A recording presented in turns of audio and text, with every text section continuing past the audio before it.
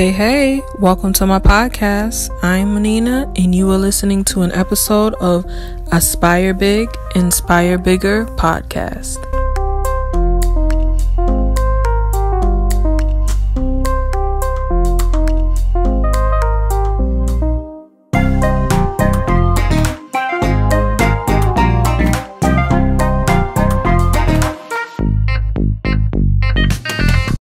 Hi guys, welcome back to the Aspire Big, Inspire Bigger podcast. Today I have a new guest. Her name is Lalitha Arnold. She's the owner of EnvyMe Hair Studio in Chicago, Illinois. And she's going to tell us more about her and where she got started and all of those. Welcome to my podcast. Thank you for coming.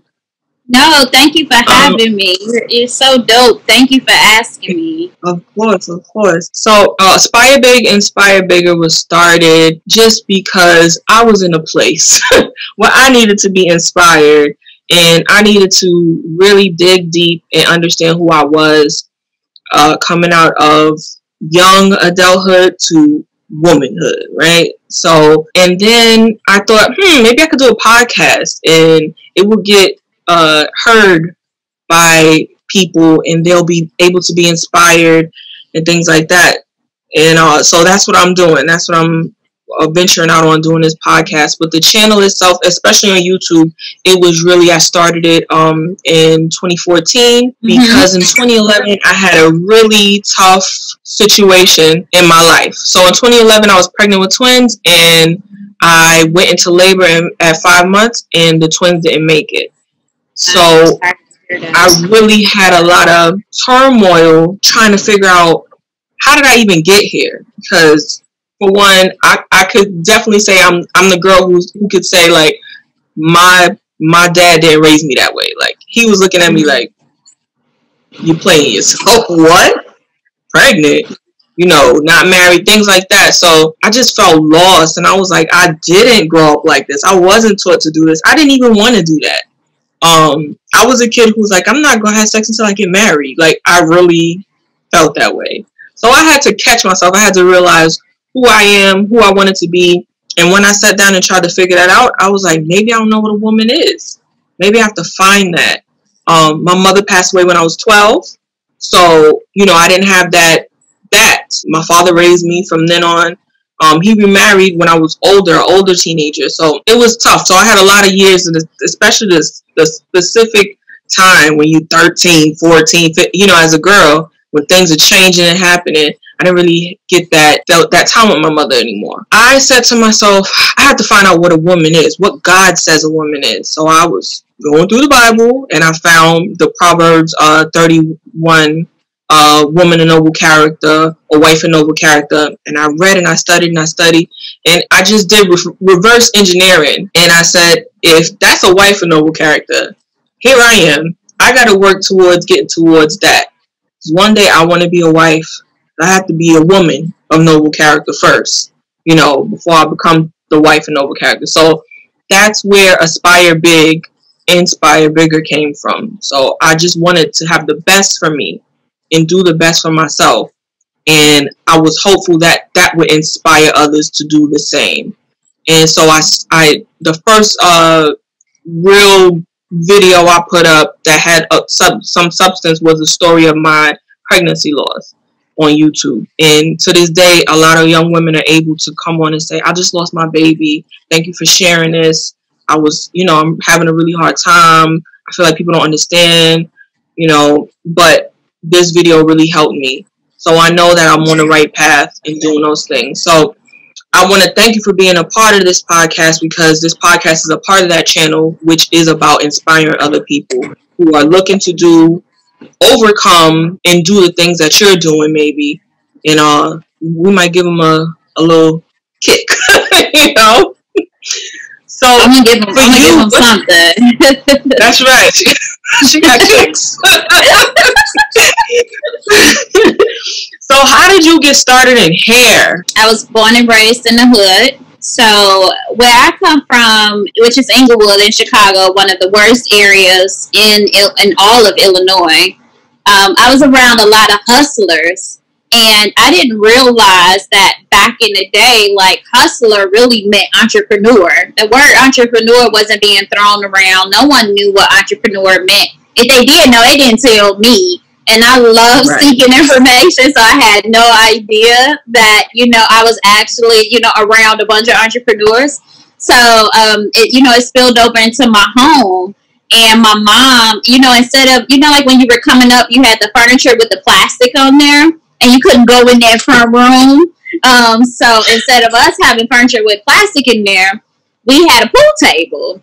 And so my mom would charge $5 to get into the house, $5 per game. Oh, yeah. She was a and I had a pool stick. My favorite pool stick was green. It's called the Green Destiny, and here it is. The name of my brand is EnvyMe, which is green. So that was pretty dope. Yeah, and then my grandmother, she lived downstairs, so she sold food.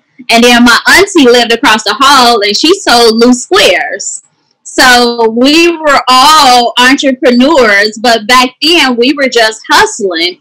And then the times that I wasn't, like, you know, hustling them out of their money on a pool table, I don't know what made them think they can beat me, and I was living with the pool table, but whatever. I would be outside running we would compete in running because I knew how to run extremely fast. So whoever can get from one end of the block to the other end, that's who won the money. So I will always win that.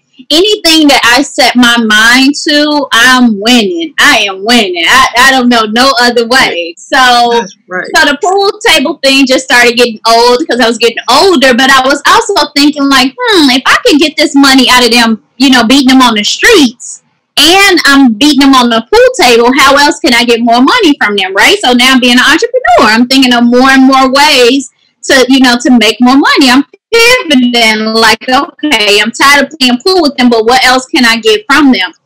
Okay, let me start braiding their hair. So I started braiding the guys' hair, the thugs' hair. They was in my house chilling, so I'm like, shoot, I might as well go and make some more money off of them. I started braiding their hair. Next thing you know, I started doing their nails.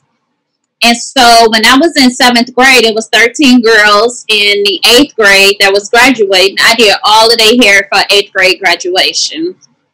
Yeah. And the way that I got into doing ladies' hair was I had a friend who had a French roll. And I asked her if I can take that French roll down and put the French roll back in. And she said yes. So I took it out. I did it. And it wasn't amazing. But when I went home and I went to sleep, I dreamed about it. I asked her the next day if I can take it down and if I can redo it. She said yeah. So I took it down and I redid it. It was dope. Next thing you know, I'm doing French rolls, buns everywhere. Just everybody was bunned out. You know, the bun to be all on top. What's the little wop girl?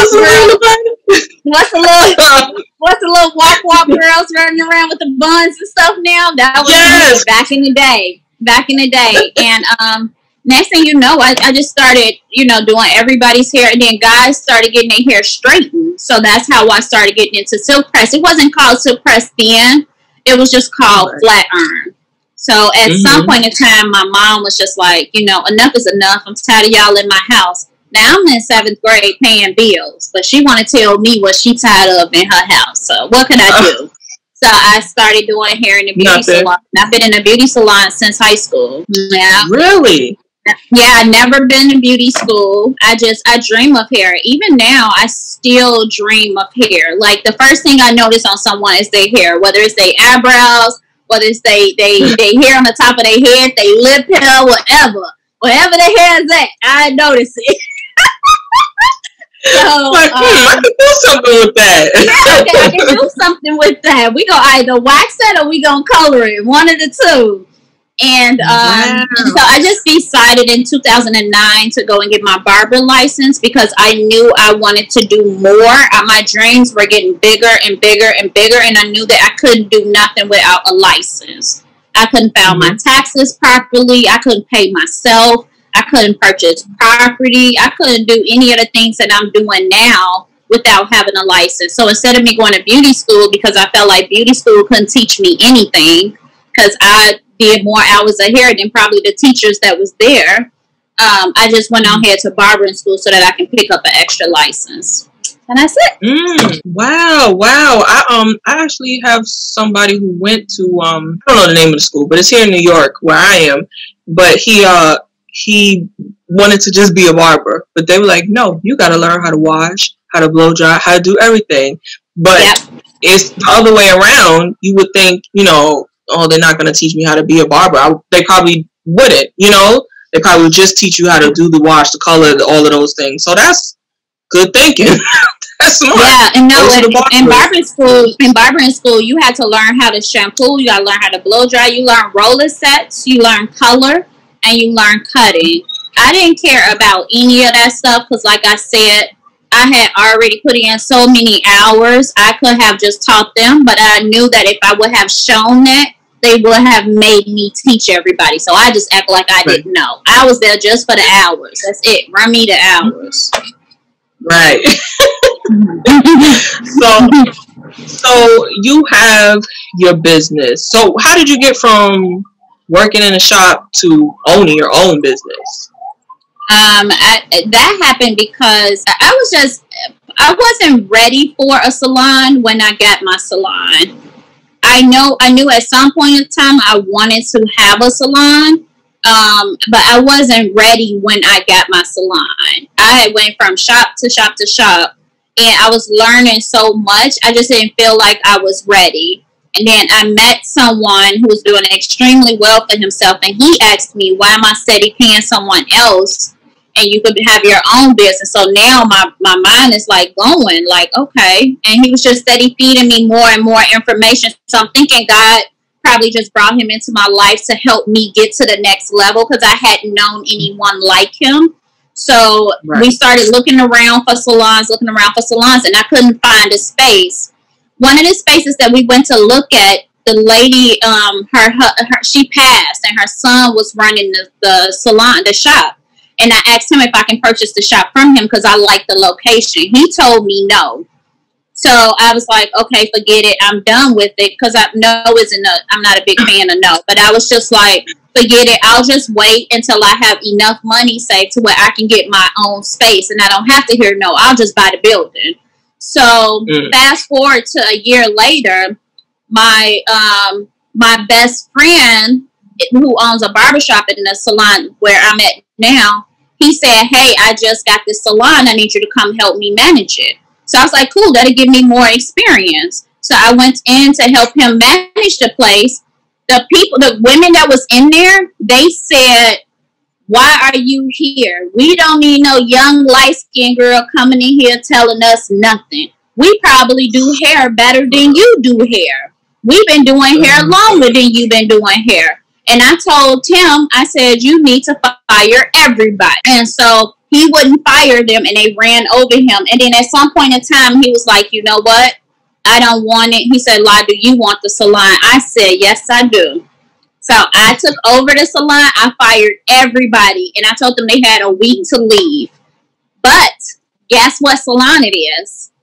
It's the one that I asked the guy a year ago if I could buy it from him, and he told me no. So he ended up selling it to the manager of the building. The manager ended up selling it to my friend, and my friend ended up giving it to me. So I still ended up getting the space, and I got rid of everybody who told me we don't need you telling us what to do up in here. Yeah. Wow.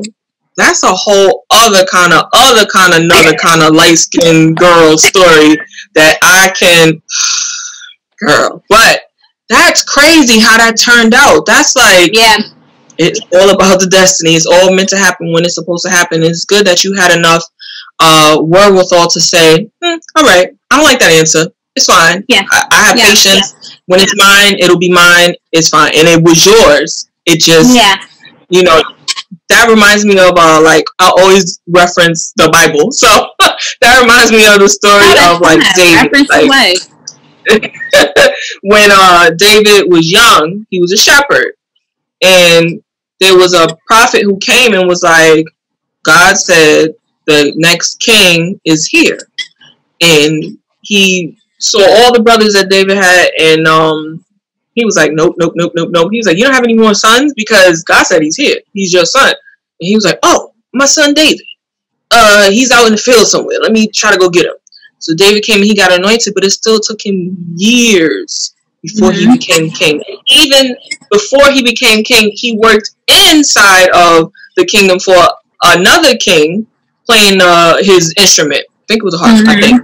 So that just reminds me that it's like you have to have the patience, glean your skills, and know what you have for you and what you can bring to the table, and it's all going to be yours. Whatever is yours is going to be yours. That's an awesome turnaround story. Yeah, that is an awesome turnaround story. And then a little bit back to the little commentaries. I know that I don't know, but I know that in my youth, being a light-skinned kid was one thing, right? So oh, you don't know how it feels to be black because you light-skinned. But then, on the other hand, I'm African. So, oh, please, the minute people found out that I'm African, they're like, oh, you don't look African. I didn't know you was an African booty scratcher.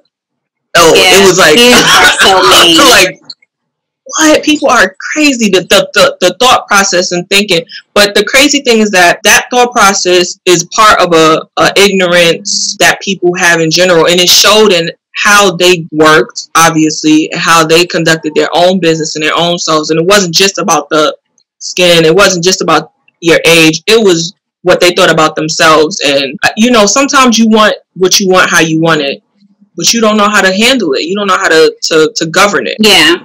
So that's crazy. And I hope they learned a life lesson when they had to go. I hope they got it together. I still have to deal with that even now in 2020. I still deal with that. People ask me, how I feel about racism and things of that nature. I've never seen color. Like, I don't know who my father is, so I'm not in a position to say I don't like white people, I don't like black people, I don't like this people. Depending on how I do my hair, I look completely different all the time. Before I colored my hair, I looked Mexican, a couple of weeks ago. When I got my braids, I look like that Rachel lady. What's a white? I look like her. So don't never look like Rachel. No. I do. Every time I get my braids, I look just like her. And I'm in the salon braiding for sew-ins. I look just like her because she does braids now. So so I don't see race, but if I was to speak on it, I would have to say that I've experienced more racism from my own people than I have from any other race. I have experienced racism from other races probably twice in my whole life, but I've experienced more from my own people. Even within my business, I still have certain complexion clients who are extremely nasty towards me, and they won't come back either. They won't come back. So it's okay. Like I'm used to it, but it's just sad. Yeah, the colorism in our community is really a tough thing. I wish it was something that we could all come together and just understand that it was not something that we created. And also, just to say, light-skinned people ain't only in America, okay? There are light-skinned Africans who have never met an American person, never been, never come across white people, whatever it is. Mm-hmm. Skin tone has nothing to do with how black you are or how not black you are. It has to do with it if you're not, but it doesn't have to do with it if you are. Like, what? It's nothing we can help. And if I was born and able to pick my complexion, I'm gonna tell you right now, I would look like a milk chocolate bar because there's nothing wrong with being brown skin. I love it. It's nothing. It's nothing. I took that whole the whole DNA Forever 20, the 21andMe test and all that other stuff. And I know what I'm mixed with. I have a very clear understanding of what I'm mixed with. But guess what? I don't care. I'm black. Like, we don't even need, I don't even talk about it. I don't even care about it. Other people care more about it than I do. So I'm black at the end of the day. Right, we all mix for everything at this point. People done took over everywhere, so we all mix for everything at this point. That's not, but yes, it's good. It's good to be able to overcome those things in general, because I'm just saying I understand the plight of of that, because it's something where you walk in a room and you're just like, "Hi guys," and they're like, "Look at this one." You're like, "What did I do?" So and knowing that, right, nothing. And knowing that, how did you continue to still dominate the industry, even with the ups and downs? I don't know. I can, when people challenge me or when people look at me a certain way, or if I think people think a certain way about me, it just makes me want to go harder. It doesn't, I'm not going to say that some of this stuff doesn't bother me, but it just makes me, go harder. Like when I opened my salon, I reached out to a couple of shop owners, and there is a difference between shop and salon. I reached out to a couple of shop owners and I asked them for help. They would not help me at all. They would not help me. So my salon, I actually decorated my salon 3 or 4 times before I actually got the layout, before I finally figured out the flow. But I wish that somebody would have just helped me out. Like these are the same people that I was talking to before I got a salon. And then when I got a salon, it's just like, man, they don't want to talk to me no more. But stuff like that just makes me want to go harder. Like when dude said I couldn't buy the salon, fine, I don't want it. I'm going to buy a whole building. I'll put my salon in the whole building. So, yeah, so, and then, like these shop owners who wouldn't help me, I was like, okay, you want to be a shop owner? I'm going to be a salon owner. It's way better than being a shop owner. So, I don't know. I just don't like things. What's the difference between being a shop and then being a salon owner? So, a shop is more like where you hang out at, where you kick it at. It's food being eaten all around the place. And it's nothing bad. It's nothing bad. It's just to each its own. It's just like Target and Walmart. I prefer to go to Target. And it's not that I have anything against Walmart. It's just that Target is more appealing. Like, it's so pretty in there. It always smells so good. Most importantly, they got Starbucks in there. I'm not a big Subway fan. So I don't go to Walmart because all they got in there is Subway. So I can't eat while I'm shopping. So that defeats the purpose, right? So, right. So it's the same thing with the shop and the salon. Shop is it's loud. The music is loud. There's a lot of hanging out going on. You might smell a little weed here and there. You'll see people sitting around eating. There might be some kids running around. A salon is just a little bit more peaceful. It's a little bit more structured. It's a little bit more upscale. Things are ran differently.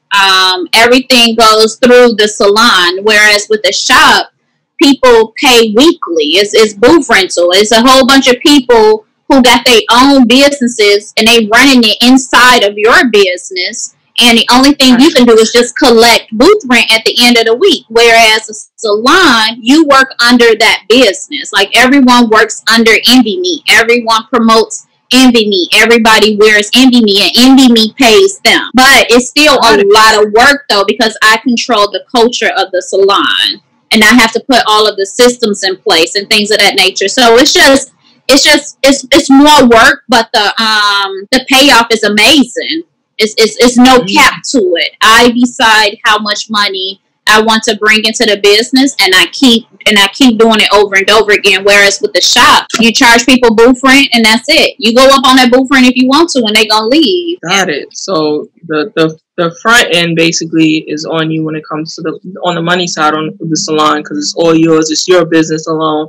But at the end, you get to control what's going on, and you make sure that it's up to par according to what you created it to be. Yeah, and they work for me. Right. Mm-hmm. So you weren't new to the whole shop field when you first started working at a shop because, like you said, when you were growing up, you had the pool table, you had people coming in, and, downstairs they were selling the plates, but you wanted something that was more copacetic. Yeah, and I've never worked in a salon. I've always worked in shops. But so I've always worked in shops, and then I got a suite. I wanted to experience the suite life. So I got a suite, and I was able to build my clientele in this suite. So I worked in a shop in the city, and I worked there Thursday through Saturday. And then I lived an hour away. So I lived in this area called Naperville. So I had all these days off. I was like, I'm just going to get a suite just so I can experience it. I got this suite and I built my clientele to 100 plus clients in less than a month. When I seen that I was able to do that, I said, I got to duplicate this. And the only way that I was able to duplicate that was to have a salon so I can create a lot of people like myself. You feel like you were able to bring on all those clients because of the change of scenery too? Like they felt more comfortable in the suite and going from there? No, I felt like I was able to bring all of those clients in because I'm just good. Yeah, I mean, you're good. No, I'm just being honest with you. I think because a lot of people do hair, right? A lot of people do hair, but a lot of people don't build relationships. A lot of people don't take the time to learn the business side of the beauty industry. A lot of people don't learn how to take picture classes. Like I take whatever it is that I need to do to like make my business like dope. That's what I did in that area. It was a lot of other black hairstylists in this area. And the reason I'm saying black is because it was a predominantly white area. It was a pretty wealthy area. So we were just allowed to even start living in that area in 1980. So it was a few of us out there, but I don't know. I knew the customer service side of it because it's more than just doing hair. It's about building relationships and learning and things like that. So I knew all of that. So I'm out here with these people who got all this money and I'm talking to them, you know, in their language. They like, whoa. And I'm accommodating them and stuff. I think that's how I was able to do it. So I created that same world in my salon. Got you. So there's a person who wants to do this. They're looking to be a salon owner. You know, sidebar. What is so crazy is when I was in high school, I used to be able to do people's hair. So I'll do my own hair and people would be like, oh, I want that. So I could do it to other people. And anybody's hair who I continue to do is going to grow. It's going to, you know, I know how to take care of my hair. So I know how to take care of other people's hair. I figure it out. So I wanted to open a salon. And I went to college years ago and for business because I felt like, oh, maybe I need a business degree and then I can open a salon. But I let it go. But it's so crazy that, you know, there's still so many people who want to just get that, who that is a passion for them. They want to do that. So it's good to know that it's not about where you are. It's not about your location. I mean, it could be obviously if people are made to feel uncomfortable by other people you're around, but the biggest thing is your customer service, knowing your craft, and making sure you know the things beyond your craft, like what you're saying, picture taking it, different things like that, making sure you know how to do things beyond just the hair. Yeah. Well, you did mention that, but so what are some of the things that you wish you knew before you started your own salon? I wish I knew things about systems.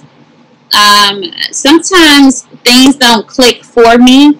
Like, I probably don't know, like, the term. I knew that I needed to get things in order. That's what I called it, in order. But I didn't know that it was called systems, that I needed to put systems in place. So the first year, I was still getting things in order. And then I started learning, like, oh, these are called systems. So I was able to search for the right way to put things in put systems in place, and I was able to learn from my mistakes to doing those things. I also wish that I would have had some of the right people in place. I've always had accountants, but I didn't have accountants for going into the beauty industry. There's a different type of accountant that's needed for the commission world. It's a completely different accountant because I need to make sure that I'm using a certain percentage on this and a certain percentage on this and a certain percentage on that. So I wish I would have had those things in place. But to be honest with you, I'm kind of glad that I didn't have those things in place, because if I would have had those things in place, I wouldn't have lived the journey that I lived these past 2 years. Like, I've learned so much in these past 2 years running my salon. You would think that my salon has been open for probably like 5 to 10 years if you were to come and check it out. So I'm kind of glad that I'm learning the way that I'm going about learning. I do wish that I would have done it sooner, though. I wish I wouldn't have waited so long to actually, to pull the trigger and do it. I know that feeling. Yeah. Yeah, I know that feeling.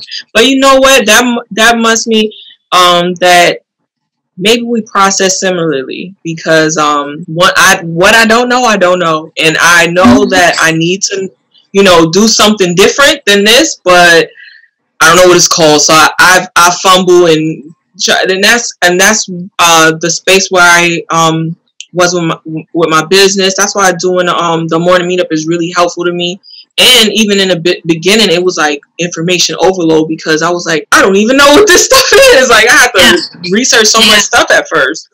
But having systems in place, we know that. But like you said, like, when you don't know what to look for, what to even look up, you don't even know how to find the answer. It's true. Yeah. So that's a good thing. All right. So we come into the closing part of my podcast, and in the closing part of my podcast, I have something called Introvert Corner, because I am a stark introvert, and even though the past couple of podcasts I had, my guests have been saying that they are introverts too, but I feel like they have leaps and bounds ahead of me. Are you an introvert or are you an extrovert?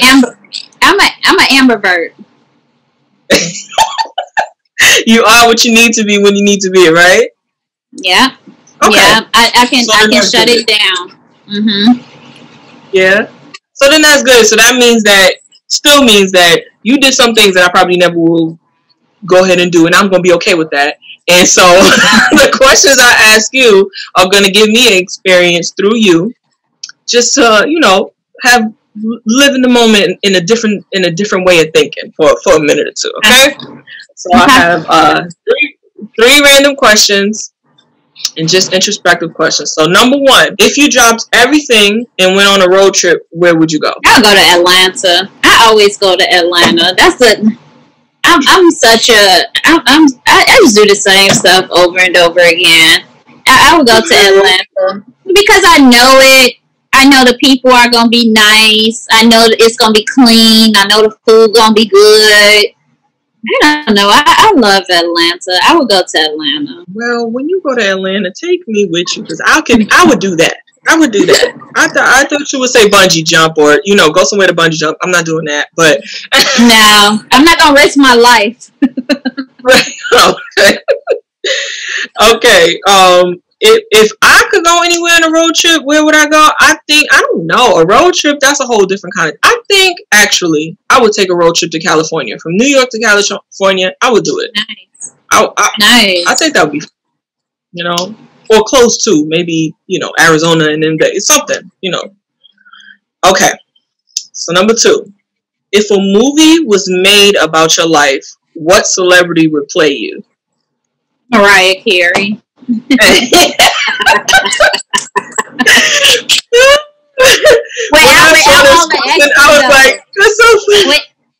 all the extra, she is so extra, and I am not that extra. Probably like with the hands I am, because I'm a storyteller. But she is so extra. She would definitely have to tone it down some.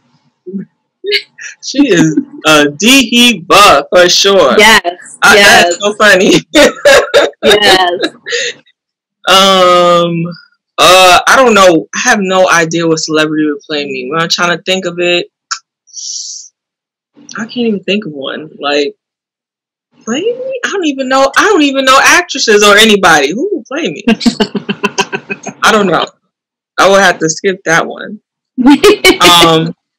I know if I was an actress, I would play Layla Ali in a movie. I would definitely play Layla Ali in a movie. See that. But I don't know who would play me. All right, so the last question is, what 3 objects that you own do you value the most? My cell phone. Yeah, my cell phone is bae. My cell phone is bae. My AirPods. My AirPods are everything to me. And that's because I could turn it on and off and no one knows that it's in my ear. Like, I'm present, but I can still be learning and listening to what it is that I want to listen to. I still have control of my spirit. So, I love the AirPods. One more thing, lip gloss. It would be lip gloss. It would be lip gloss because when I was coming up, I used to always have Vaseline on my lips. So I'm just so... I grew up poor.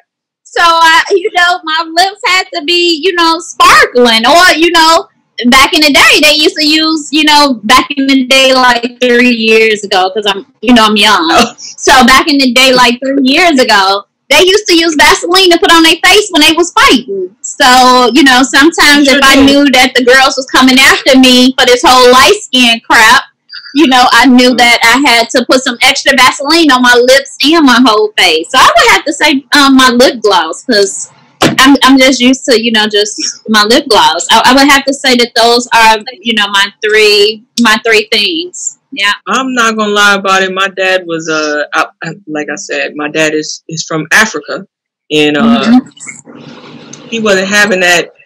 What's on your mouth? Why your mouth is greasy? Take that, just wipe right off my face. He don't want to see none of that. I was crusty and dusty when I was a little kid. I was a little girl raised by a man. I couldn't.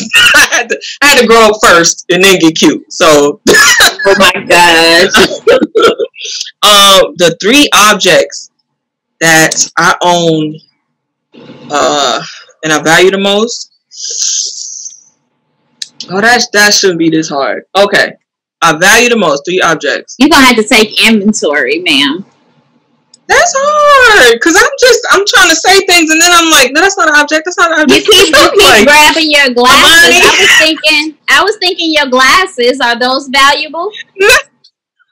No. And they just help me not get a headache, cause I'm looking at the computer all day.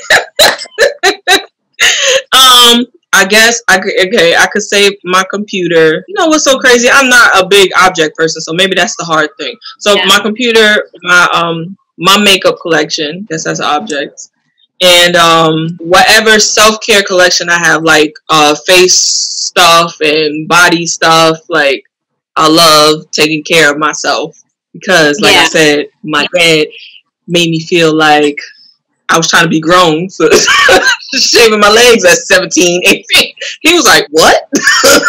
So now I take care of myself. Well, I thank you for joining me on my podcast. There's got to be people who are in your area who are going to listen to this. They need to be listening to this. Just let people know where you are and what you have coming up or anything that you have going on. I can be found all across the board on She Is Lalitha, Lalitha, or EnvyMe Teen on all social media. And I'm also in the process of expanding my salon. So my salon will go from 1,100 square feet to 2,000 square feet. I am in the process of building out a course, and the course will mainly be for people in the beauty industry. And the name of the course is Life in the Chair. So I will be talking about things that I've experienced leading up to the chair. I won't be talking no silk presses, no blowouts. Everybody is talking about that. But no one is talking about the hard part. Nobody is talking about questions like what you asked me. What I did when I was younger. How did I get to this? How did I get to where I'm at?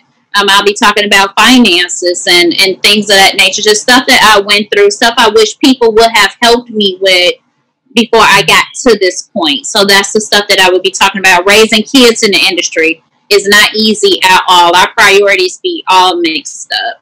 So those are the type of things that I will be talking about in my course. And I'm also in the process of creating, not so much as a course, but I will have classes where I'm teaching young girls and single moms how to be salon assistants. Because in Illinois, you don't need license to be an assistant. So I'm building out a program where I will educate them and teach them how to be an assistant and how to carry themselves, and then help place them in salons, just so that they can make extra, money. So that's what I'm up to. That's just a couple of the things I'm up to.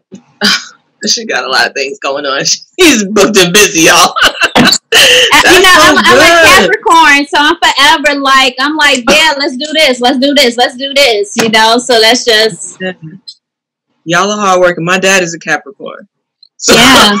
So you know, so your dad, you know exactly what I'm talking about. Who needs sleep? Yes. You know, who needs sleep? He would wake up at 5 a.m., work until midnight, and do it again. 5, 6, with no problems. 7, Don't complain or nothing. It's just life. It is what it is. Yeah. Yep. But I like that he gave me my burn for hard work.